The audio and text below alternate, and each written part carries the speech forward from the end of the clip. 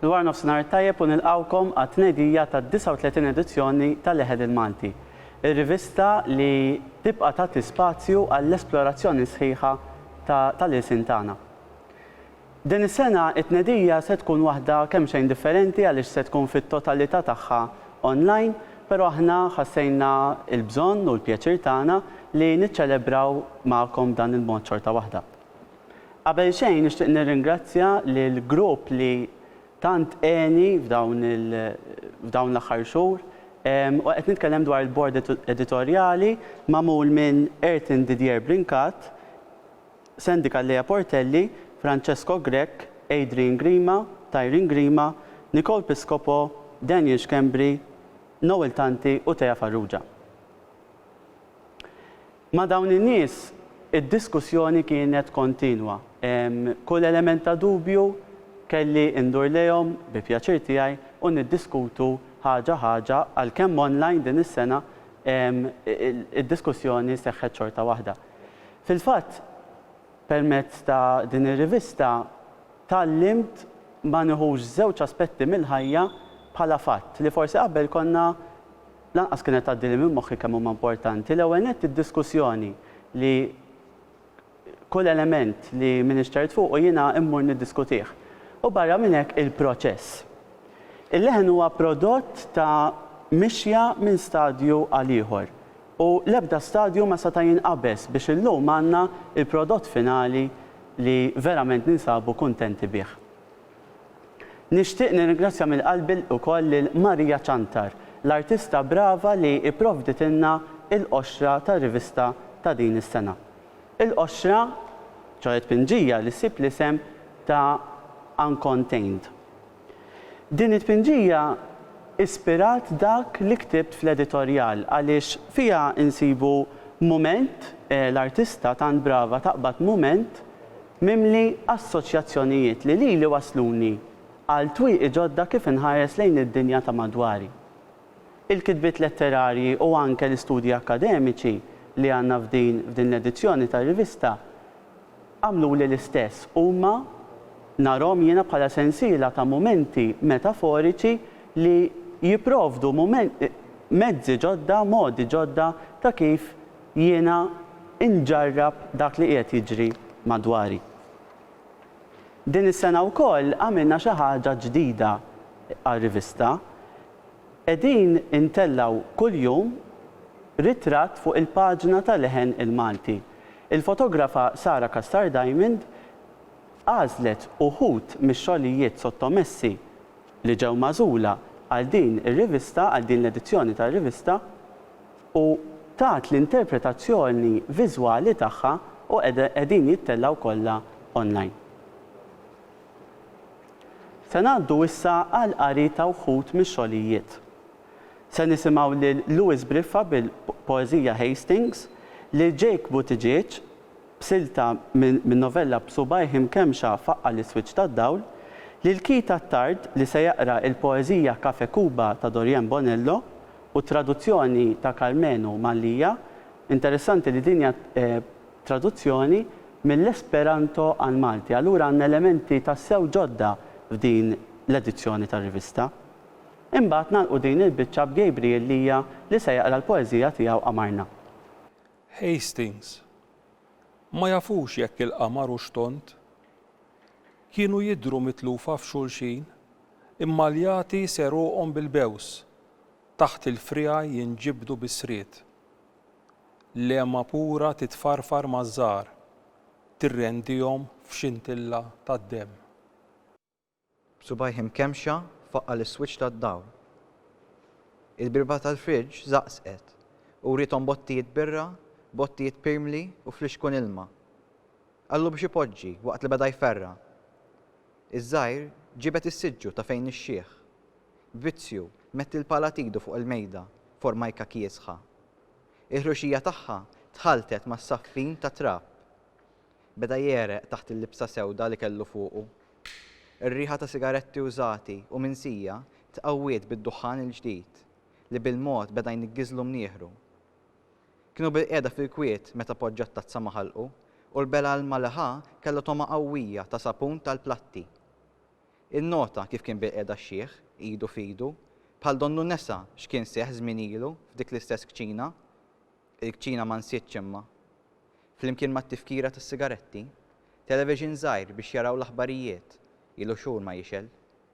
4 siġġijiet li l-om snin ma jintmessu, manqin puliti mal-mejda, u għasafar tal-bejt jannu fil-ġardina. Dejjem jafhom isafru, l-iktar flar momenti, fej flok jisktu kien jismaħħom jgħajtu aktar u aktar. Is-sigarret niżillu velenu dakinhar. Il-karta ħassa ħadd iżloqlu minn ħalqu. Beda jorok idejh u jotti t-tikmix. Din mix-xogħol, din biżmien, din għal kull meta żebgħa d-dar. Oħra tal-jum tat-tieġ tiegħu u ta' warajha ta' meta ra l-żgħir l-ewwel darba. Meta olla rasu raħ kbir, bidejh marbutin, jiċċassa lejn il-bib tal-bejt. Forsi jrid jaħrab ġol ġardina, isib dak kollu li tteħidlu. Issa beda jaqbdu l-ħak, tingis irqiq fuq koxtu, taħt geddumu, mal-leħja mqaxra kif ġiġi. Xtaq li ringrazzjah tal-li kien hemm, tal-li kien mar jara. Kif fetaħ ħalqu waqalu s-sigaret moħli, bejn bis-sorpriża u bejn li ħalqu niexef xaħx, kull ma ħarġet kien il-ħoss tal-sienu jitċaqqam. Iż-żar baqa' ma ħarex. U intant, anka x-xieħ reġa' beda jitħasseb. Kafe Kuba, poeżija ta' Dorian Bonello. Kafe Kuba, mejda numru 1. Poġġejna 2 ħarira mferfxin bħall-ewwel darba. Bħall-ewwel darba il-ħarsa mfixkla tal-bidu, l-isfont jisfuma fil-gris. It-tiċrita li torbot it-tikek trufit. Iggustajtek imxemmex, bi kliemek imkebbes, fraċċ inżul ix-xemx, dbaxxi ħarstek kultant. U fil-bruda tal-kafe kiesaħ, ħmejt li dil-kelma, ja raġel sabiħ.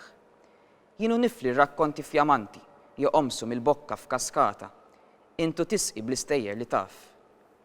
L-sija u nofs, mixruba, f'kafe Kuba, ħarira imferfxin.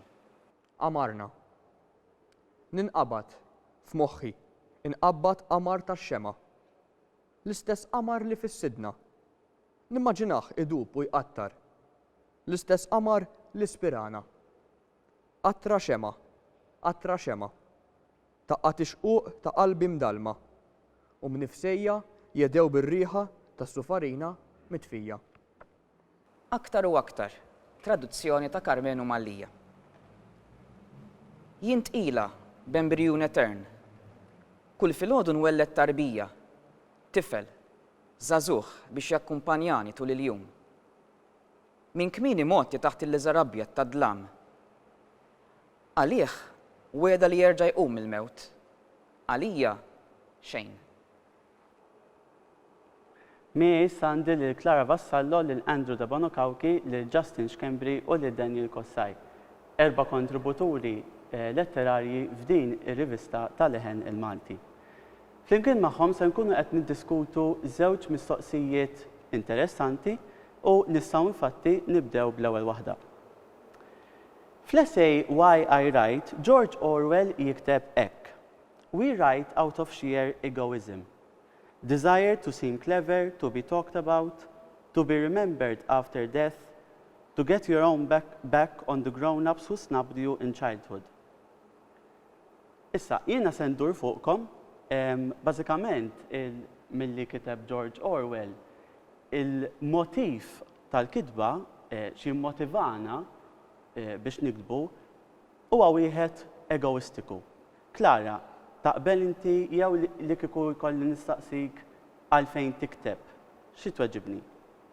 L-ewwel nett naħseb li l-poeżija jew il-kitba tiġi lejk u mhux inti tmur lejha, u allura ma naqbilx ma dak li jgħid Orwell għaliex l-ewwel nett ma nafx għaliex nikteb il-poeżija, din hija mistoqsija li tiġi mistoqsija ħafna. Ma nixtieqx inkun naf għal xiex nikteb il-poeżija, u attwalment il-poeżija niktibha għax inħoss li għandi niktibha. Dak bissu l-motiv. U fl-istess ħin meta jgħid li nikdbu biex nibqgħu nfakra, forsi veru, nitkellem minn att femminili, jekk in-nisa li kitbu li ġġieldu biex ġew pubblikati, jiena bħala kittieba mara, fejn inkun bħalissa? U allura naħseb, forsi minn dak il-lat, forsi vera, kellu raġun. Imma ma naħsibx li jiena nikteb biex nibqa' nfakra, jekk ħan nibqa' nfakra ma nixtieqx li nkun nfakra bismi imma b'dak li ktibt u bl-arti li noħloq. Ħaġa oħra nixtieq ngħid li forsi veru lat att egoistiku mill-lat li tisraq dak kollu li jiġri madwarek u mbagħad tiktbu f'ismek. Imma mill-bqija la hemm raġuni għal nikteb il-poeżija u laqas għandi raġuni għal xiex nibqa' nfakra. Sempliċement nikteb u tiqafem. Grazzi Klara, naħseb risposta pjuttost kommoventi, anzi, grazzi ħafna proset. Andrew, naddu għalik. Naqbel ħafna ma dak li qalet Klara, pero kif ikollek tistaqsini għal xiex nikteb, ħanibda bis-sempliċi, żgur mhux għall-flus. Jew żgur mhux għall-gwadan monetarju għanajtek, jiġifieri. Issa, fil-verità naħseb il-poeżija hija build-up ta' idea, ta' ħsus interni, ta' kliem forsi li jiġu xi kultant forsi tfittixhom inti, xi kultant forsi mingħajr ma tfittixhom, però naħseb dinija danu li jagħmel il-poeżija, jiġifieri jiena ħobb nuża l-kelma ħafna wordsmith. Il-poeta jew il-kittib huwa wordsmith, qed iħaddem il-kliem, qed iħaddem id-diskors. Jiġifieri din hija raġuni għal xiex nikteb, jiena nħobb il-kliem, jiġifieri fl-istudji tiegħi klassiċi, jien nistudja klassiċi, Grek u Latin, naħdem bil-kliem, jiena norqod nqum bil-kliem u naħseb il-poeżija hija l-apiċi ta' l-iżvilupp tal-kliem kemm f'termini ta' ħoss, kemm f'termini ta' tifsiriet, f'termini ta' ritmu, f'termini ta' żvilupp storiku minn Omeru, Vergilju għal Orazju sal-lum. Dak l-iskop tal-poeżija li jippreserva l-kliem. Naħseb, dik hija l-unika raġuni għal xiex nikteb fil-verità. Andrew, interessanti il-fatt li inti bdejt bl-aspett finanzjarju, il-flus. George Orwell mbagħad ikompli biex jgħid li l-kittieba minkejja dan il-motiv egoistiku ma jagħmluhx għall-flus. Sewwa, kontrast mal-ġurnalisti, ġifieri grazzi ta' dak il-punt, proset tassew. Naddu għal Justin Schembri. Naħseb illi dak li ftaħt l-introduzzjoni bija inti mhijiex sempliċement iva jew le.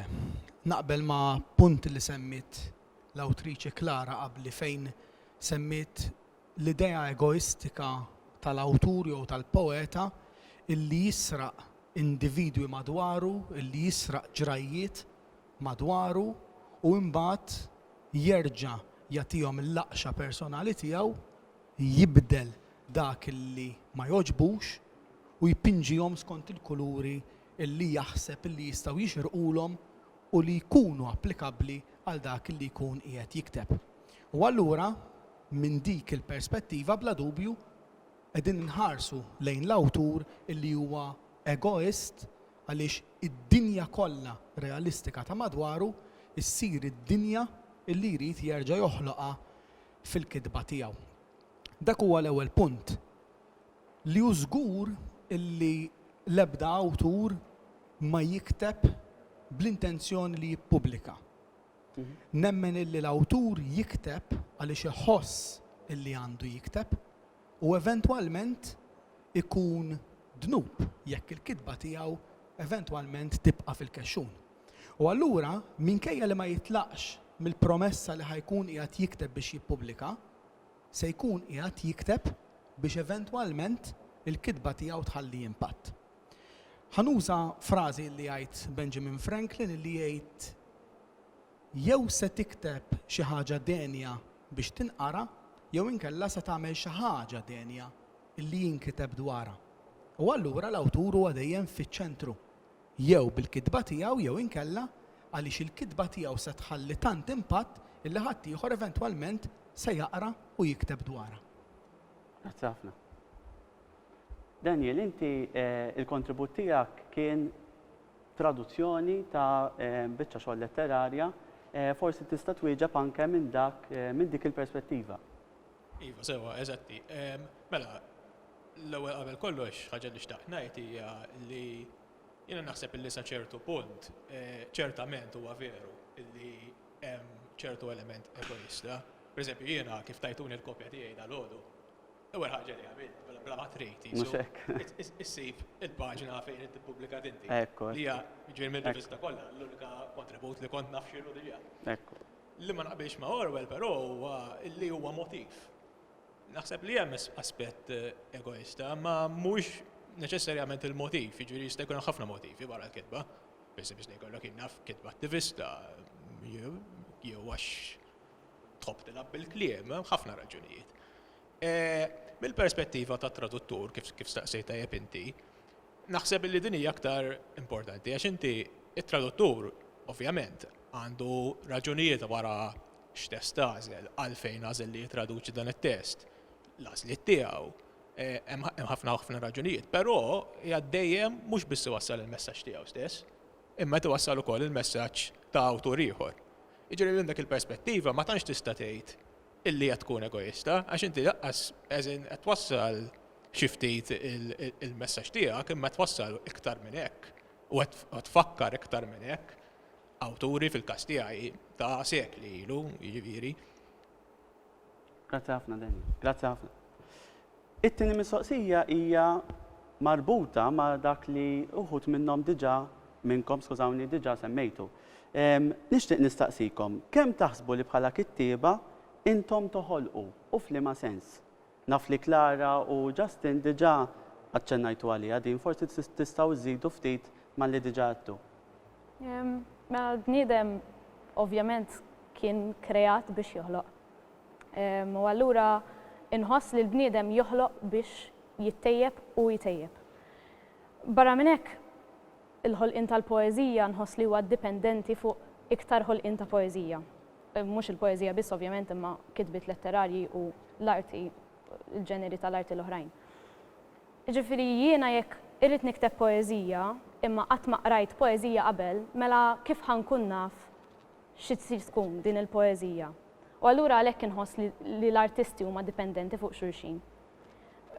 Ħaġa oħra li aħna noħolqu mhux biss il-poeżija, mhux biss kliem mit-30 ittra tal-alfabet, imma bil-poeżija toħloq mument, toħloq esperjenza. Il-poeżija, il-kitba tal-poeżija fiha nnifisha hi esperiment, hi esperjenza, għaliex mhux kemm tikteb 100 kelma u tagħmilhom versi u fi strofi, imma ir-riċerka li tmur warajha u l-ħinijiet tqalleb fid-dizzjonarji biex issib kliem li għadek mużajġ.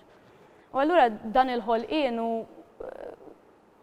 ma naħsibx li tista' taqta' linja sa fejn tista' tasal bil-ħolqien tal-poeżija u tal-kitba. Grazzi ħafna, grazzi. Andrew? Naħseb il-kelma toħloq fiha nfisha titrasmettilna ġiex tifsiriet. Tista' jew toħloq mix-xejn, jew toħloq minn xi ħaġa li tiġa għandek minn xi materja prima. U naħseb il-poeta l-kittieb huwa it-tnejn, qed joħloq biż-żewġ modi.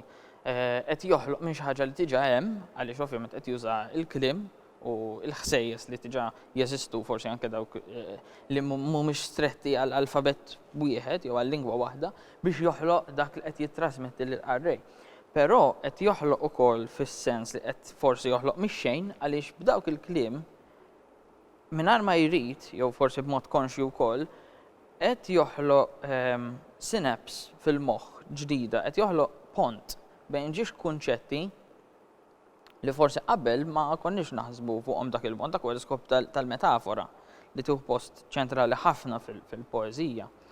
U allura naħseb li joħloq bla dubju hemm element qawwi ħafna ta' ħolqien b'daw iż-żewġ modi, kemm b'sors, kemm b'materja prima u kif ukoll minn meta jara xi ħaġa minn lenti ġdida permezz tal-metafora u tal-għodda letterarji u tekniċi oħrajn li toffrilek l-arti.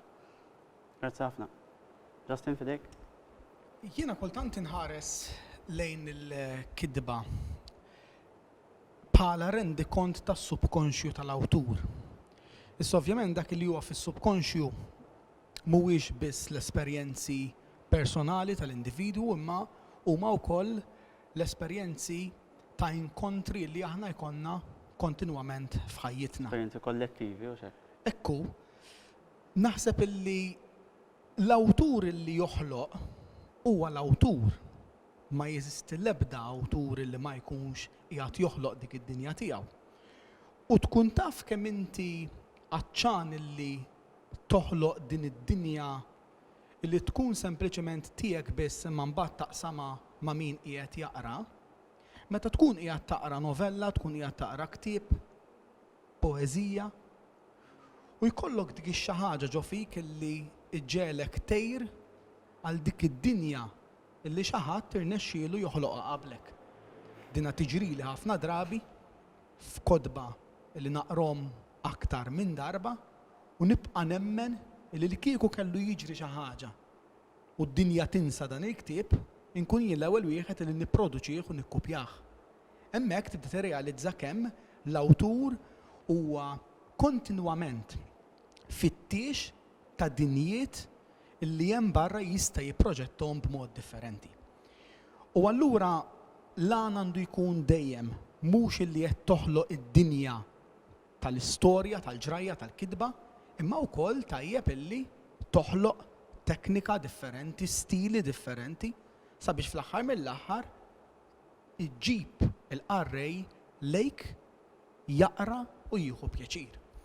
Fl-aħħar mill-aħħar jiena anke bħala għalliem dejjem nenfasizza punt lill-istudenti tiegħi illi meta inti qiegħed toħloq biċċa kidba x'inhi, komponiment, rapport u x'inhu għandek dejjem tqis kelma waħda.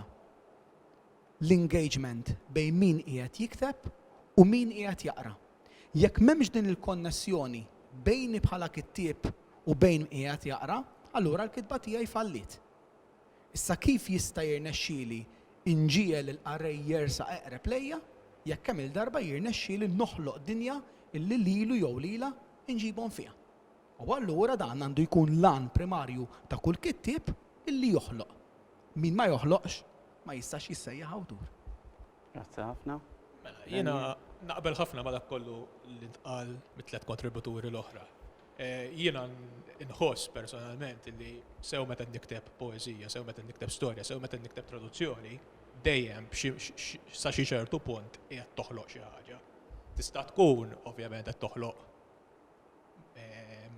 stampa f'moħħ il-qarrej, jista' jkun qed toħloq storja jew dinja, jista' jkun kif qed jgħid tajjeb Justin qed toħloq stil ġdid, qed toħloq melodija ġdida. Mill-perspettiva tat traduttur, ovvjament, inti qatt m'inti qed toħloq storja jew dinja ġdida għalfejn għax diġà ħalaqa l-awtur ta' qablek. Però dejjem toħloq verżjoni ġdida, verżjoni differenti tista' tagħtik ħafna illi il-kitba oriġinali ma tagħtekx. Jiġifieri. Iġi minn dik il-perspettiva xorta jgħid toħloq, inti tajjeb li niftakru illi veru li ikun hemm kittieb ieħor qabel it-traduzzjoni, imma fl-aħħar mill-aħħar meta taqra traduzzjoni, kull kelma li hemm miktuba fuq il-paġna inkitbet mit-traduttur u mhux mill-awtur. Jiġifieri diffiċli ħafna li tgħid minn dik il-perspettiva li ma ħalaq xejn. Naħseb illi. Grazzi ħafna. Bla dubju nistgħu nkomplu nibnu fuq dawn il-punti li għedna hawnhekk, però issa qed jafas il-ħin u se ngħaddu għall-intervall li fih Judy Magri se tkun qed kanta kanzunetta ta' Corazon Mizzi jisimha Kieku Taf.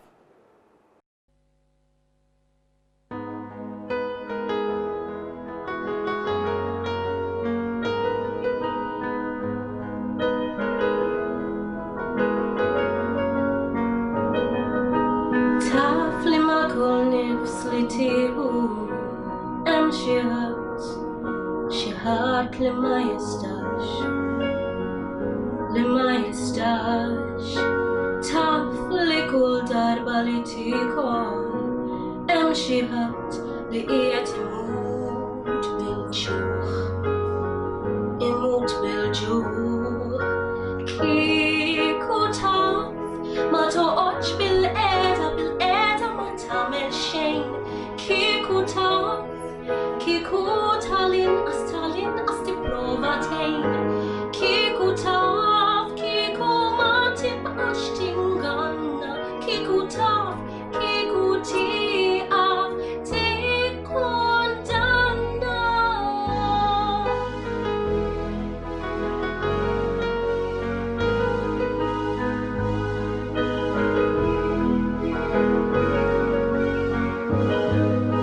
Taf li meta tarmi ħwejġek għal xtoff li ma jiġux hemm xi ħadd qed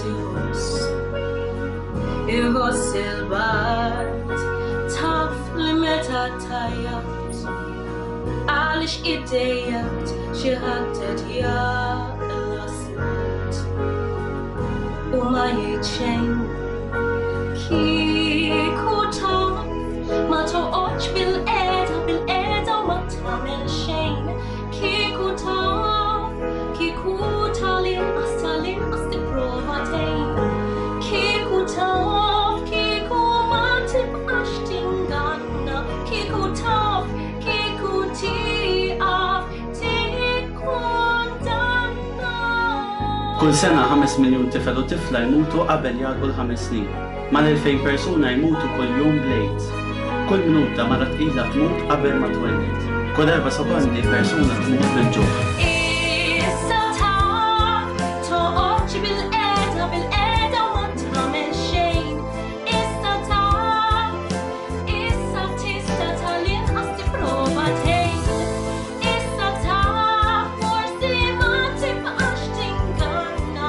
Issa taf, forsi tieqaf, tikkundanna.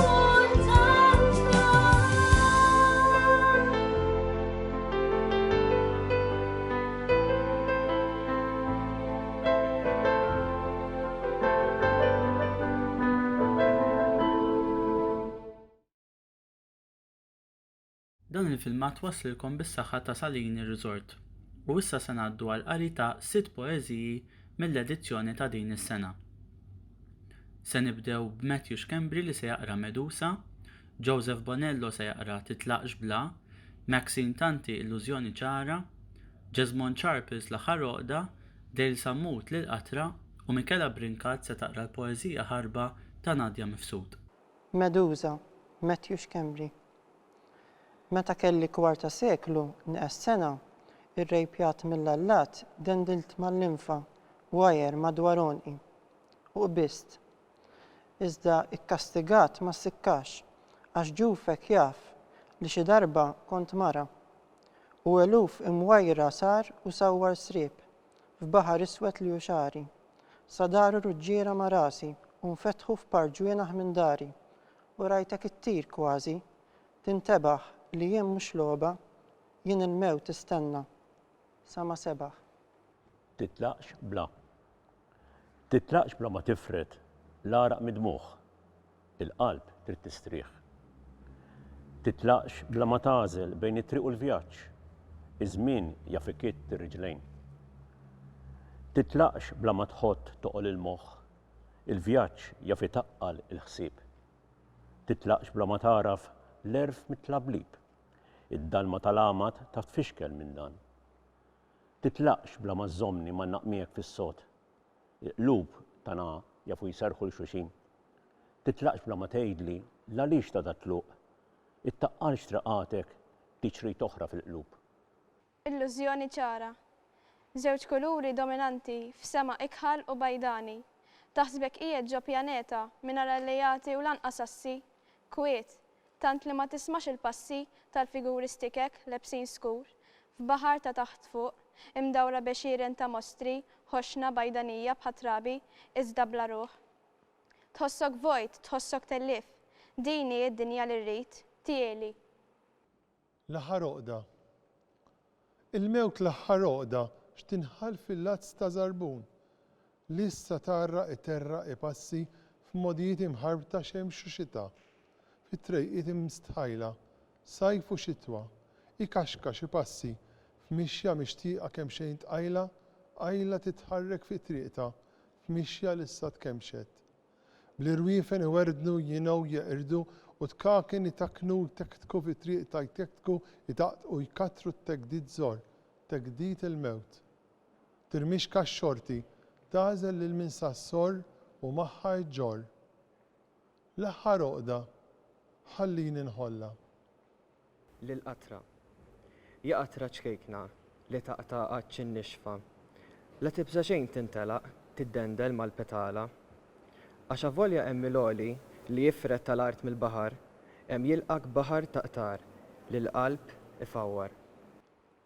Ħarba, poeżija ta' Nadja Mifsud. Stembaħt qablek dakinhar li mteddejna ma' ġenb xulxin, f'sodda li ma kienitx tagħna. Rid narak rieqed, rid nara nilmaq xħiel fuq wiċċek, ta' dak li għad irrid jinkiteb bejnietna. Rid tingeżrek f'ħarsi qabel ma jnejk jitbexqu u jsejħu li ninżel nitbaħbaħ magħhom. Ridtek tiegħi għal ftit waqtiet fil-kwiet, lilin mill-mess, lilin mill-kliem. Metlekx wara raġel, bit-tifel ta' dari li sibt jitlajja taħt il-leħja.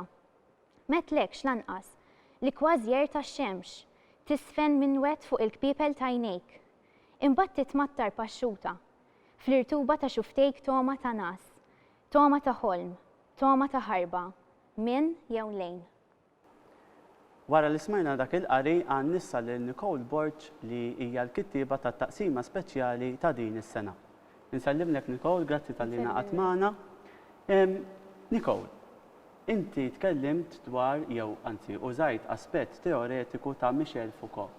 Mela Michel Foucault nafu li kien filosofu, kritiku, kittib, revoluzzjonarju. Tgħidilna ftit dwaru u għalfejn huwa meqjus bħala revoluzzjonarju?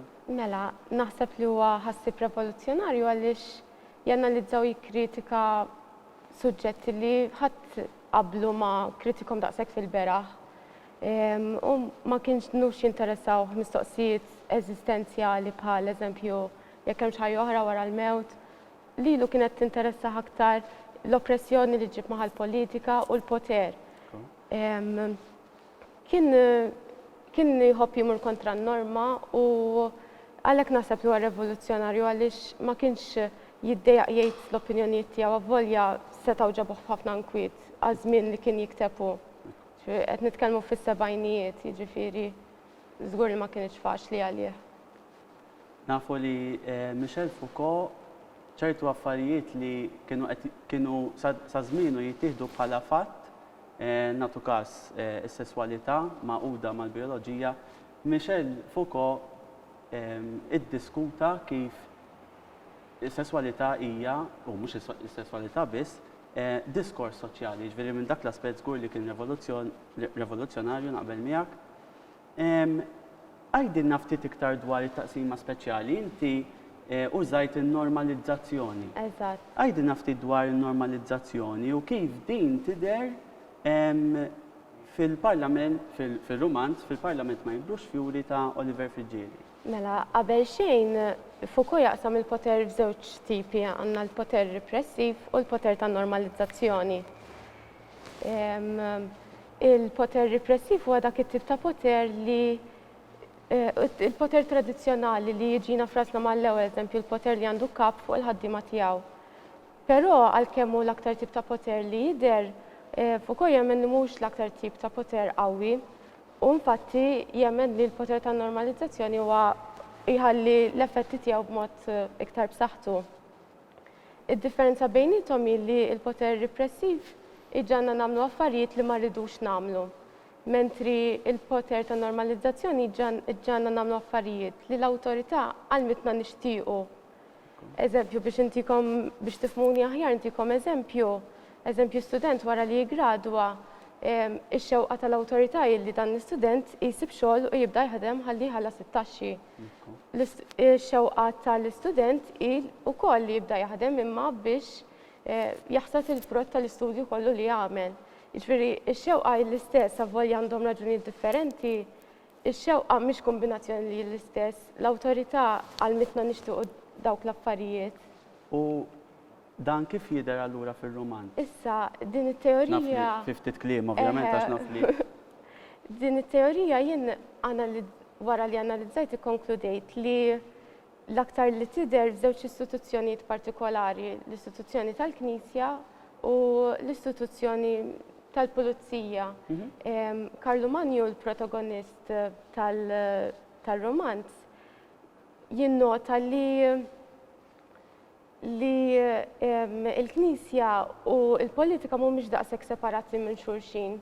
Il-Knisja minn flok qed tissegwi l-valuri tal-Alla, il-valuri li suppost għandha ssegwi, iktar qed tissegwi il-valuri tal-politika.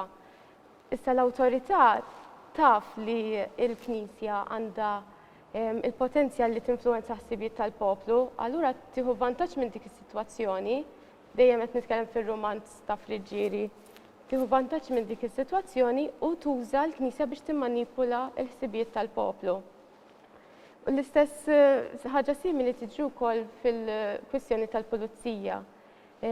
Karlu Manju wkoll jinnota li l-pulizija mhuma xejn ħlief illużjoni min-naħa tal-awtorità biex juru li hemm separazzjoni tal-poter li qed jisegwu l-qisien tad-demokrazija mentri fil-verità hija biss illużjoni. Grazzi ħafna Nicole tal-intervent tiegħek.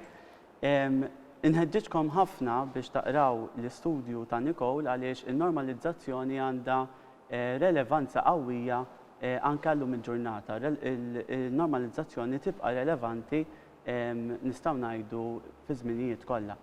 Nixtieq nibda nikkonkludi din it-tnedija billi l-ewwel nett nafża li s-sejħa għall-40 edizzjoni infetħet, jiġifieri l-pubbliku jista' jibda jibgħat ix-xogħlijiet tiegħu, aktar dettalji se jkunu fuq il-paġna ta' Facebook tagħna. Barra minn hekk għandi xi ftit ringrazzjamenti tal-aħħar. Nixtiequ nirringrazzjaw lill-Kunsill Nazzjonali tal-Ktieb, il-Midsi Books, il-Gutenberg Press, nerġa' nfakkar nerġa' nirringrazzja il-Bord Editorjali, il-Kumitat kollu tal-Għaqda tal-Malti li mingħajrhom jiena ma jien xejn, l-Zvezdan Relic tal-Oxra, tad-disin tal-Oxra, l-Salini Resort, Judy Magri, Sara Kassar Diamond, Mikela Kutajjar u grazzi kbira lil kull min jissottometti u anke l-segwaċi kollha tagħna. Grazzi ħafna.